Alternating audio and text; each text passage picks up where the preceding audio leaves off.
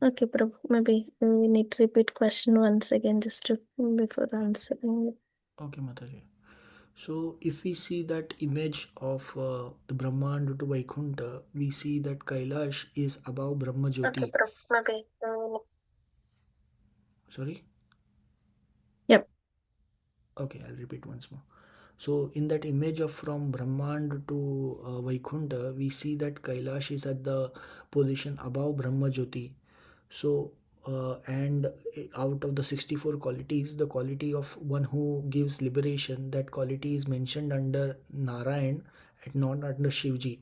So, how should we see this? The devotees who worship Lord Shiva, when they go to his abode, are they considered as liberated, or can Shivji can give liberation? That is the question. So the answer for that question is definitely it is only Krishna can give liberation. No one has the power of liberation that can be given to anyone. With that said, how we understand this is um, the Shastra says that if someone is a devotee of Lord Indra for 7 lifetimes, and after the 7th lifetime, they get promoted to be a devotee of Lord Shiva. And then a person, when we are talking about being a devotee, staunch devotee, Ananya Bhakti to that particular Devata, not like other Mr. Bhakti. So when one person is a strong devotee of Lord Shiva for 7 lifetime, then the Shastra says that that person finally get promoted to be a devotee of Lord Vishnu, Krishna. Um, and that's it. And there is no after that promotion or anything. So we understand applying that same theory over here. Um, that person may get liberated after being in that abode and then get promoted to be a Krishna devotee and perform bhakti in that planet to Krishna. Not that promotion leads you directly to that place, right?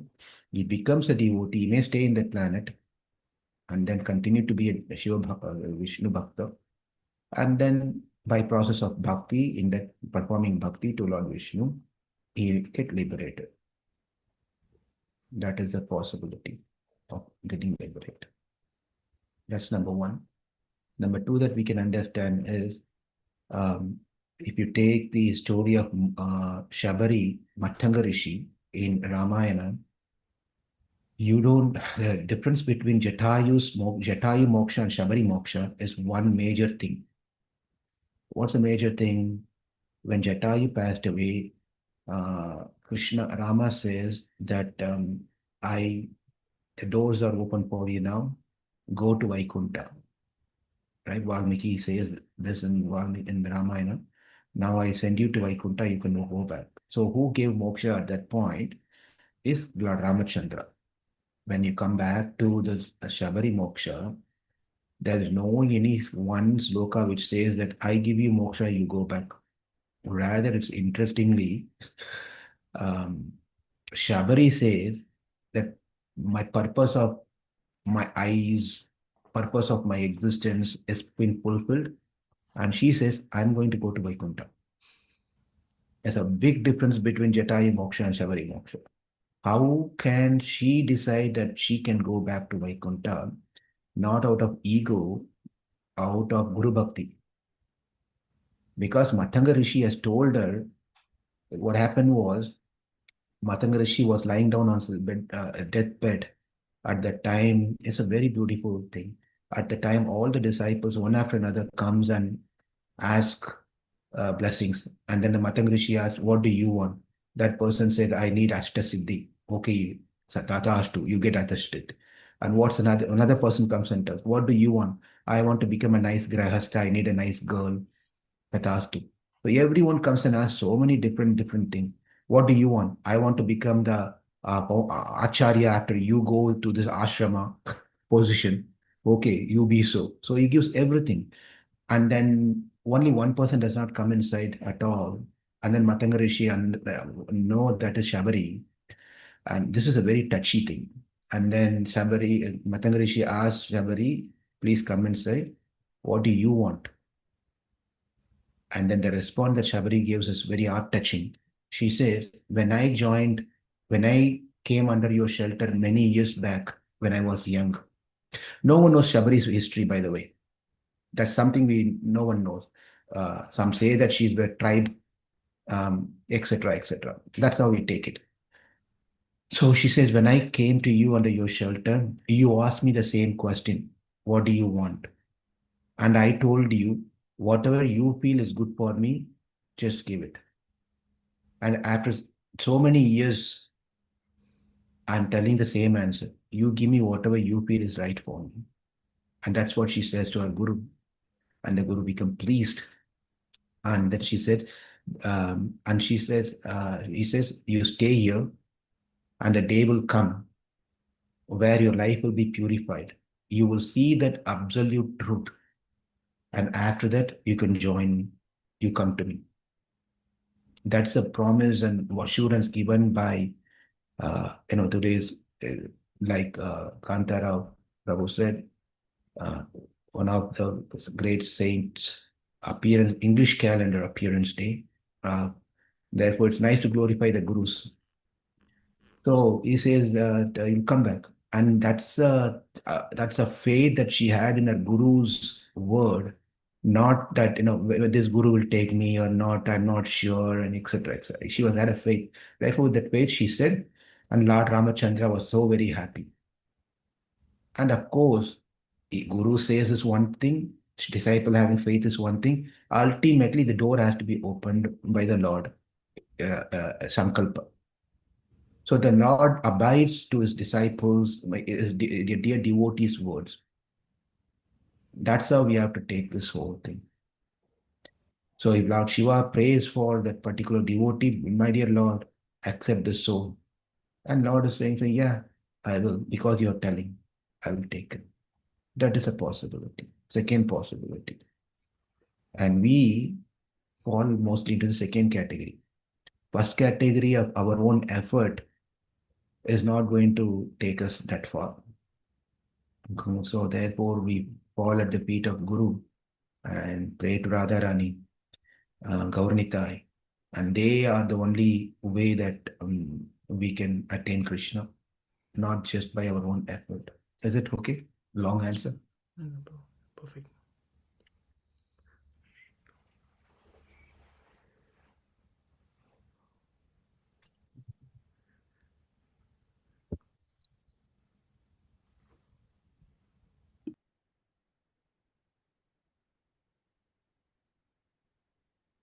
So when you read Vishnu Sahasranamam, especially the commentary given by Parasara Bhatta, with Baladev Vidya Bhushan has also given commentaries on this thing.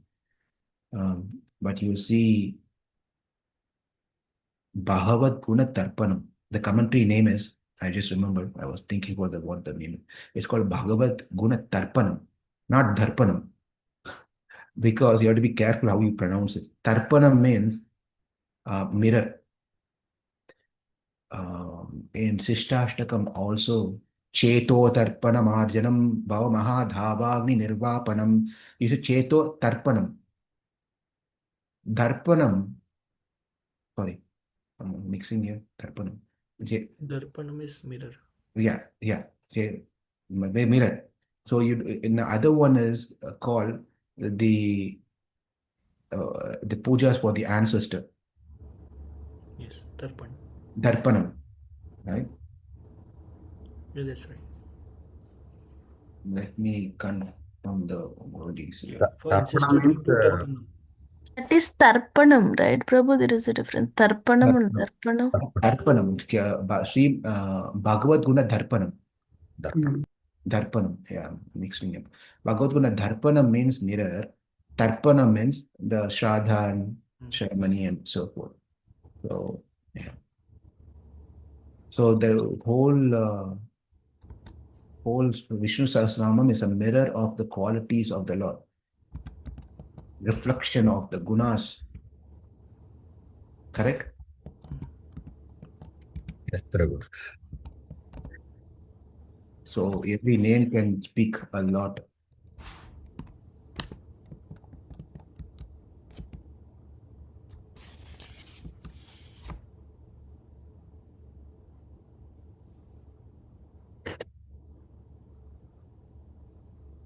Anyway, anything else?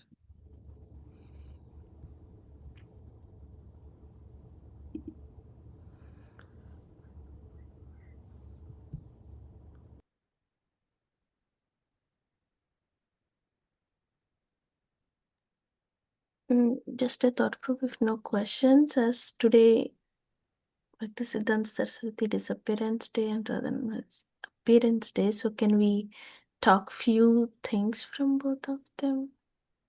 Yeah. Whoever wants to talk, they can talk.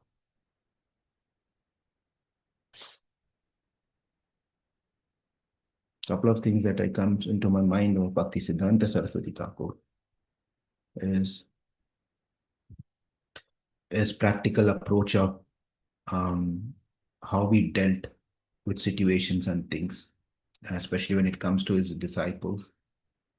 Um, there was one situation in Madras. Um, by the way, the first Gaudiya interaction that I had was I used to go to, when I was a small boy, I used to go to a math tuition. And then I used to go to that place, and that house was right next to Gaudiya Math, Bhakti Siddhanta's Gaudiya Math. And I don't even know what those things are. I was a kid. So but I'm attracted to the temples and things like that from that time. So I went to the temple. I took the darshan. So that's interesting. That was my first interaction with Gaudiya Math. Anyway, so Bhakti Siddhanta was in Chennai, Madras at the time. So he had one disciple who was very nice. Um, but then he came to know that the disciple was not following what he's supposed to follow. So Bhakti Siddhanta chastised that person, and that person went. Next time when Bhakti Siddhanta came, that person was missing in the temple. And then Bhakti Siddhanta could understand that he's left the temple. So he asked the temple president, "Where is this person?" And they said he left the temple. And Bhakti Siddhanta said, "Why did you let him go?" I'm paraphrasing the whole thing. And the president said that I think he felt himself to be fallen. He couldn't follow many of these things. Therefore, he left the temple and went. And Bhakti Siddhanta said, "Yes, I as a Acharya chastise when I see mistakes. But you as a president, you as a person responsible to show compassion to that person. I cannot compromise on the standards from my level. From your level, you have to make sure that person somehow or the other stick on to Krishna consciousness. So bring that person back. Find wherever that person is. Bring him back out of your mercy." And they went and brought that person back, and the person became a very nice devotee later. Like this, some incidents are there. There is a Bhakti Vikas Maharaj has written a volume, 3-volume books of Bhakti Siddhanta's life. Beautiful.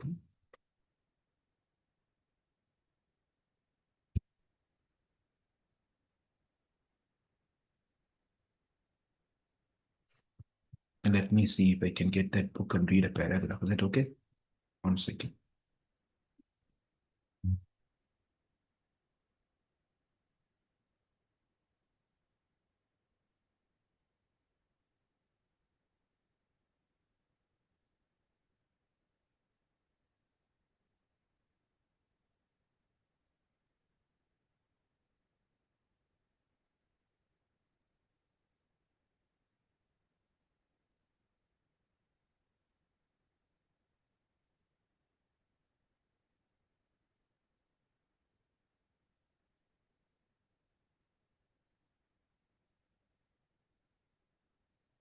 You seen this?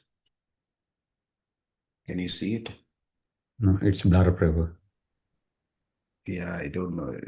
cameras. Like you see 3 volumes of books. Yeah, Yeah. 3 volumes, but we can Fine, see the Prabhu. names. But you can trust me, it is Bhakti Siddhanta's book. Yeah, little bit busy. Yeah. I don't know how I can show the image. No, Prabhu, if you remove the book, we can see the name at least. The picture is very blurred, Prabhu. This also the same. You need to change your. I can take a picture and send. Don't worry about making me to hold this heavy book on my hand.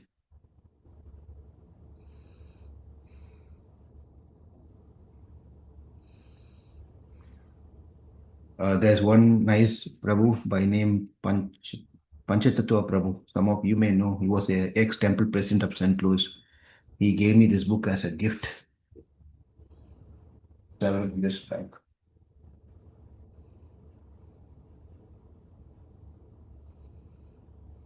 Nice book.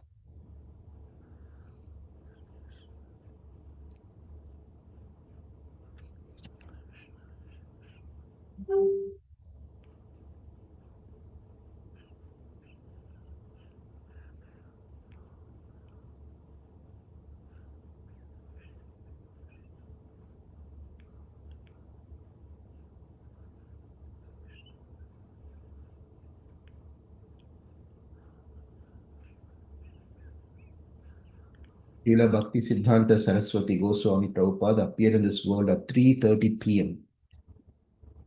on 6 February 1874, the fifth day of the dark lunar fortnight in the month of Govinda of the Gaudiya Vaishnava calendar, corresponding to the Bengali month of Magha.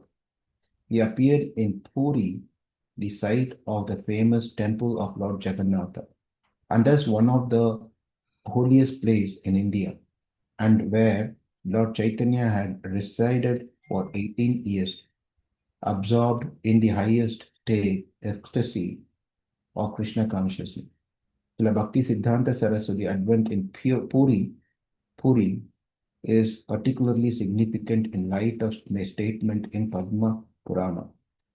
Sri Brahma Rudra Sanakha Vaishnava Shiti Pavanaha Chatvara Te Kalo Bhavya Te Utkale Purushottamat. In Kali Yuga, the 4 Vaishnava Sampradayas, which are purifiers of the earth, will appear in Purushottama Kshetra in Utkala, Odisha.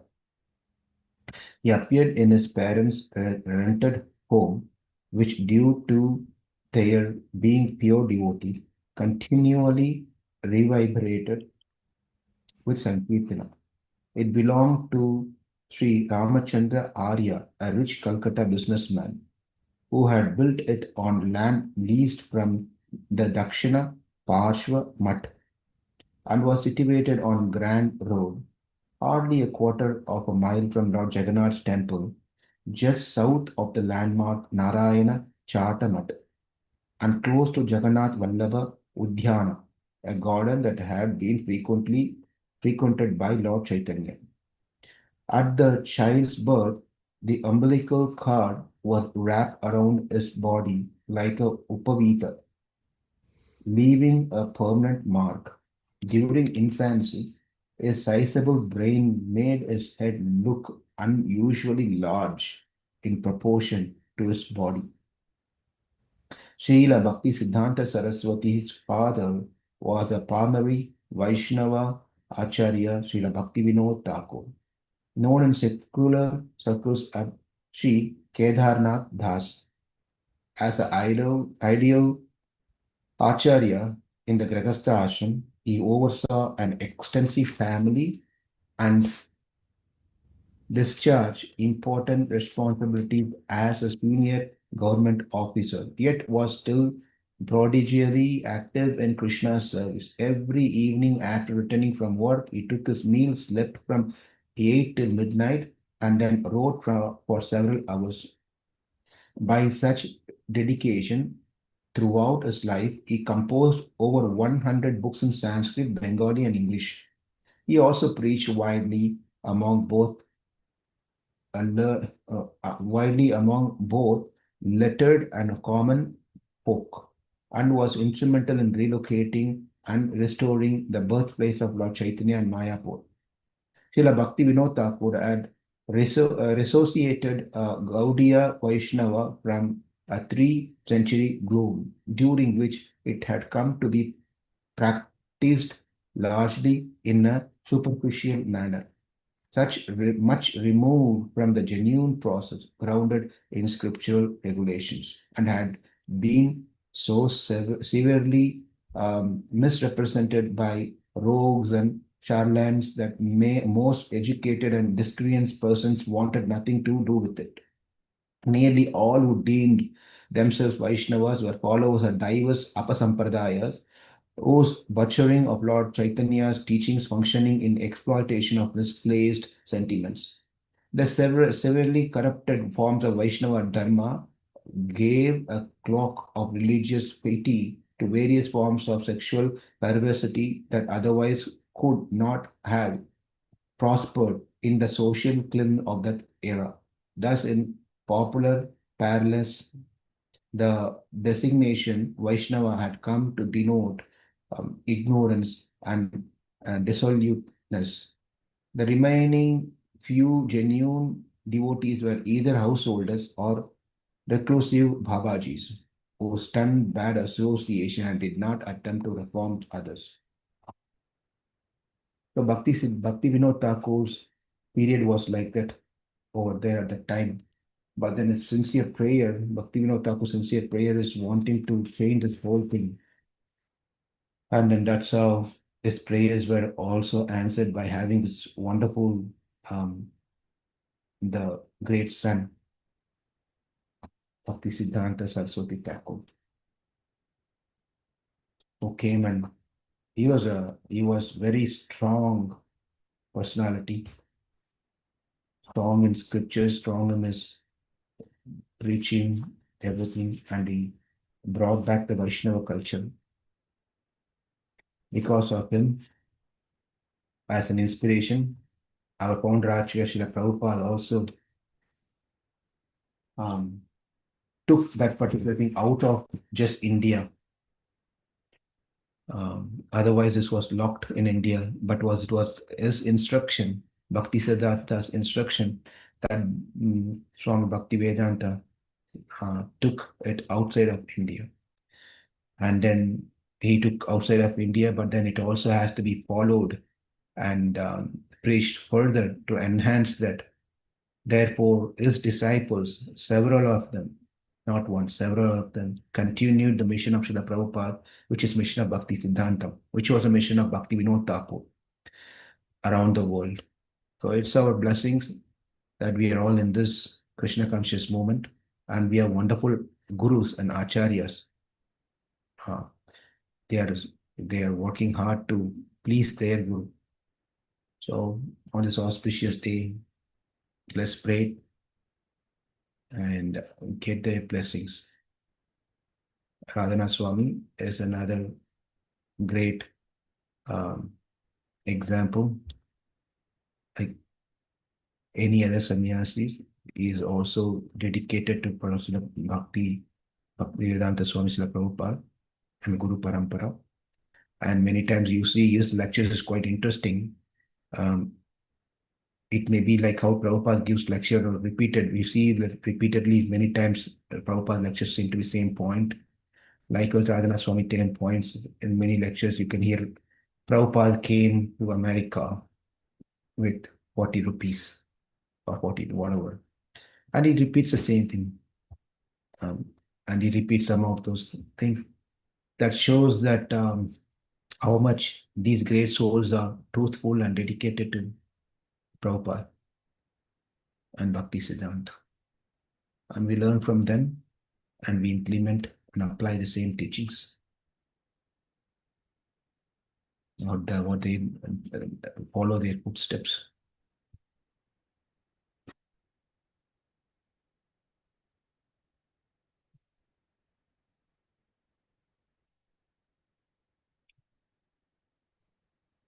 Anyone want to add any points on Bhakti Siddhanta? or Radhana Swami, please feel free to do so.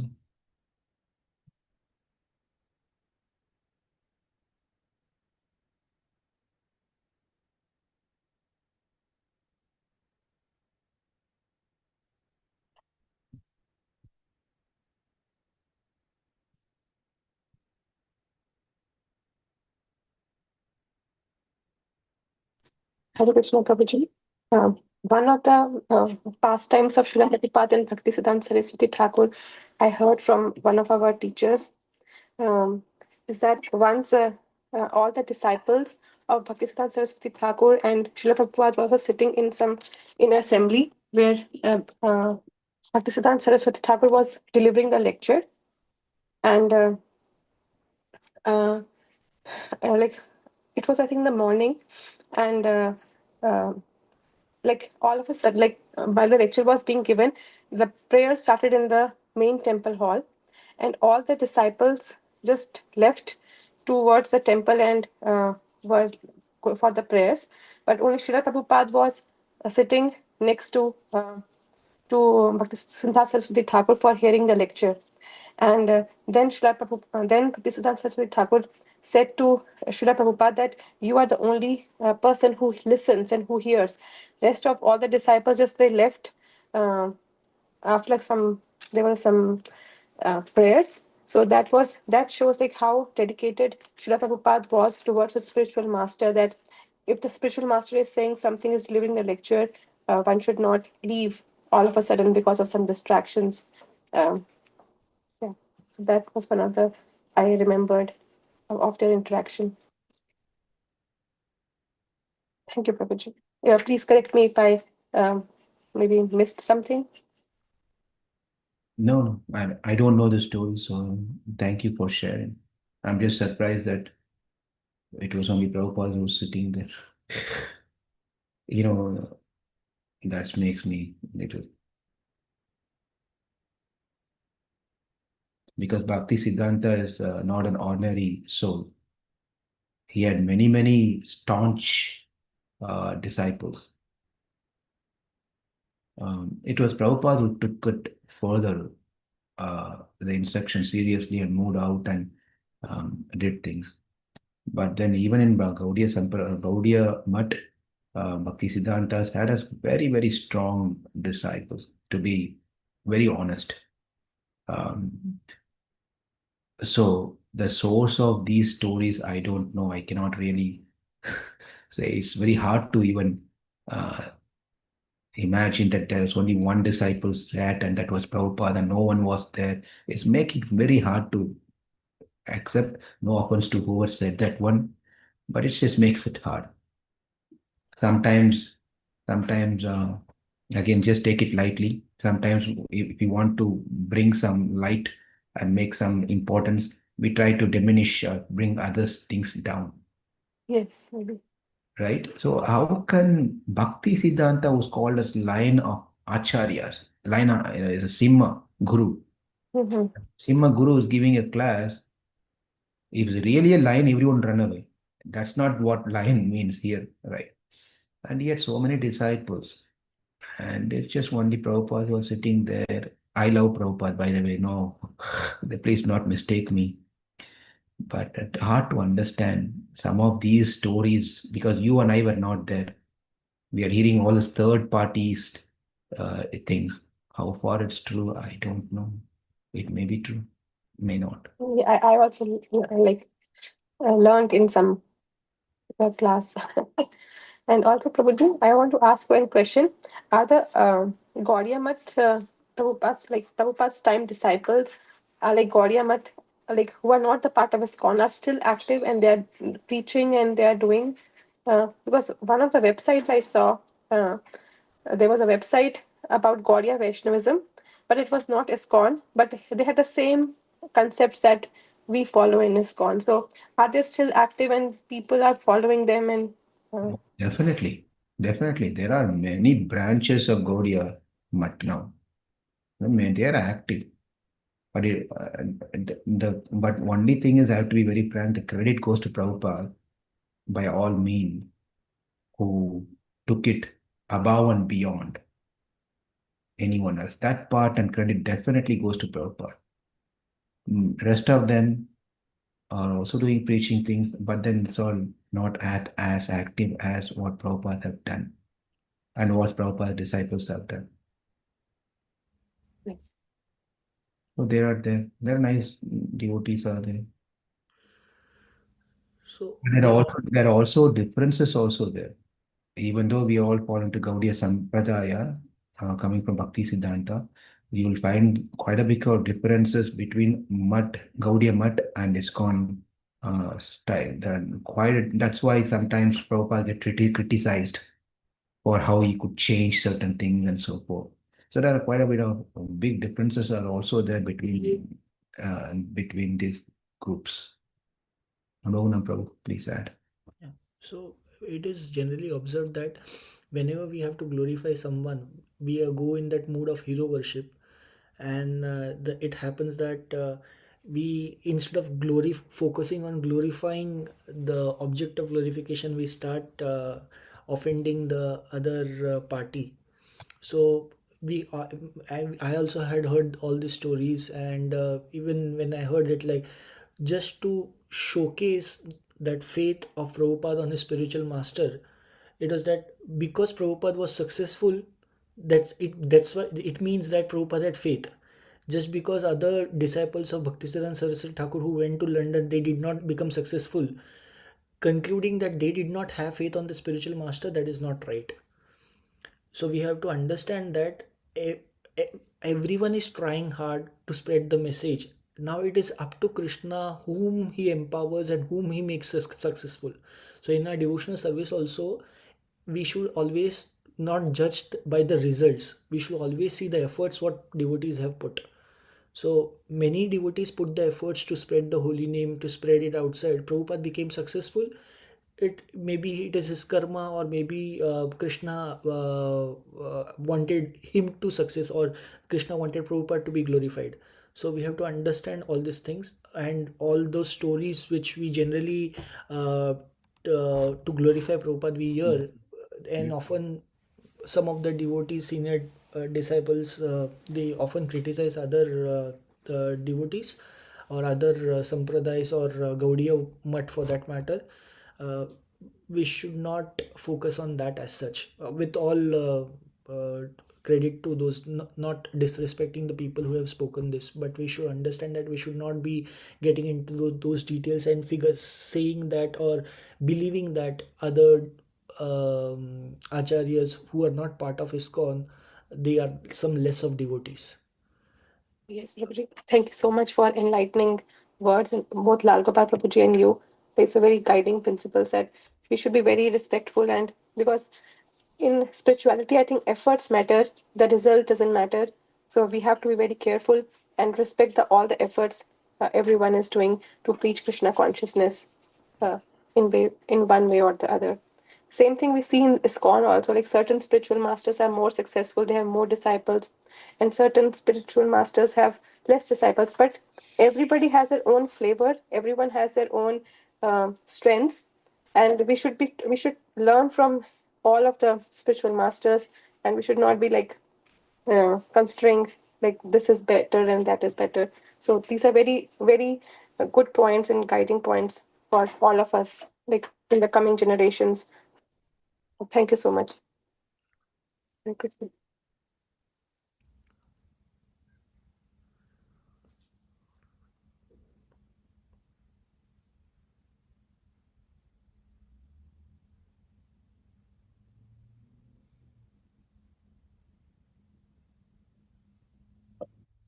One more point I just want to make sure you're all also aware is there are other outside of ISKCON, the other Gaudiyas,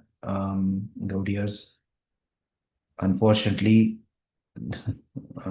they also try to preach and pull people from ISKCON.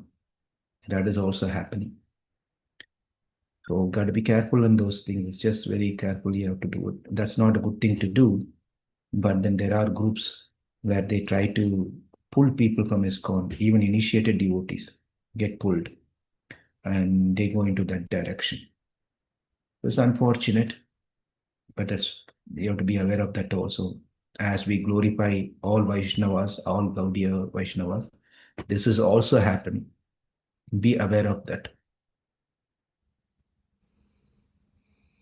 And our principle is we respect them.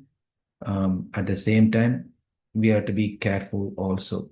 You cannot let anyone and everyone and just jump in and uh, allow them to give class. That's all not allowed within ISKCON. So please be aware of those things. I have to tell this especially. Otherwise, we may think that that person also having the same type of tilak, kantimala, chanting, everything, and we invite them to come give a Sunday class, who's not part of ISKCON.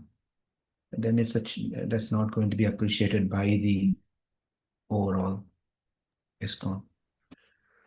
Prabhuji, then how can we distinguish like they are ISKCON and they're, because from visibly we cannot see the person is ISKCON and non-ISKCON belongs to Gaudiya Vaishnavism. Like, You just ask them who's their guru. okay, That will tell you the answer. okay. Right? So simply as simple as that. Yes, Prabhuji. Okay. Once they tell who the gurus, then you can trace down whether that falls under Prabhupada or not. Yes, Prabhuji. Okay.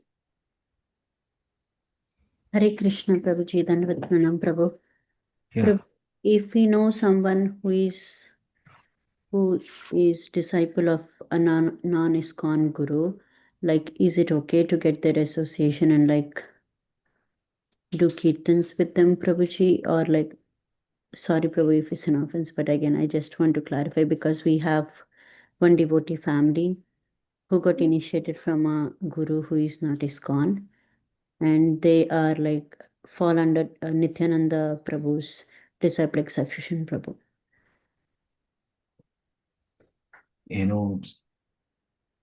You don't take advice and guidance from anyone outside. That's number one. And attending kirtan and those things are fine. But other than that, I don't think you have to go much deeper. Sure, Prabhuji. Yeah. Thank you, Prabhu. Hare Krishna.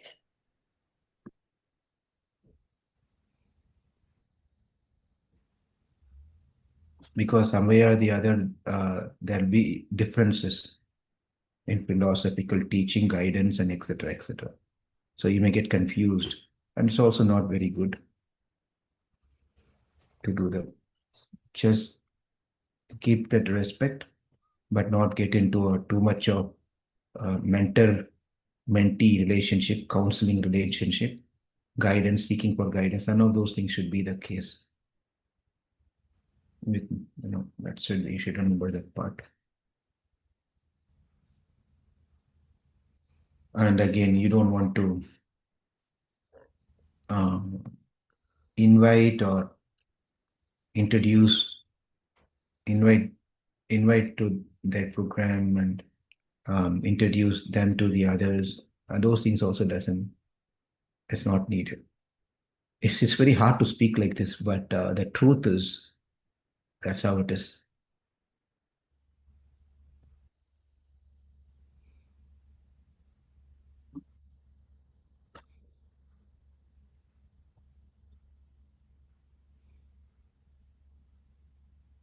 Many people moving around and they go to the temples and they try to talk to people and try to contact them. This is all happening. It's unfortunate.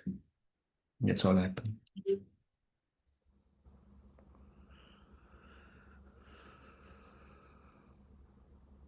Okay. Anything else?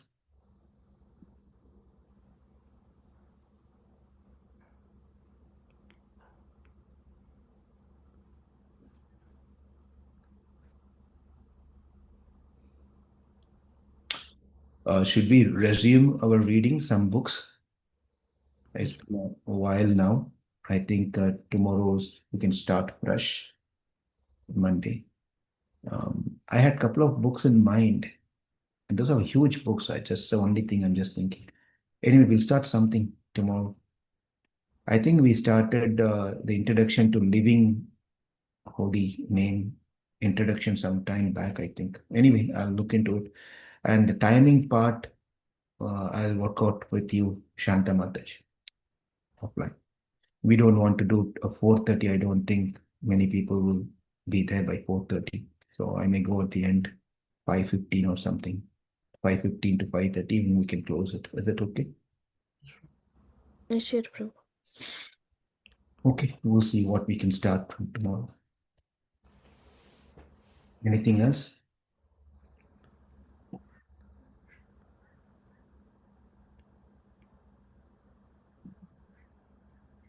We can stop the recording.